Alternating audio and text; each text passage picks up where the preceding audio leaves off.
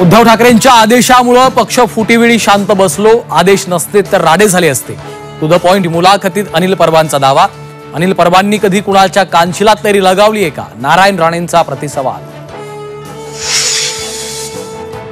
चित्रा वाघ अनिल परब वाद आणखी वाढणार, पायाला बांधलेले ते 56 लोक कोण आहेत? चित्रा वाघ यांनी त्या 56 जणांची नावे जाहीर करावीत। झी 24 तासच्या टू द पॉइंट कार्यक्रमातून अनिल परबांचं आव्हान।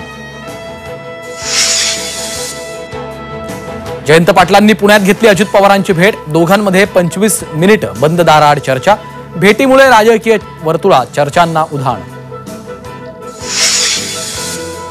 नागपूरच्या दंगेखोरांकडून नुकसान भरपाई वसूल करणार, पैसे न दिल्यास आरोपींच्या संपत्तीचा लिलाव करणार।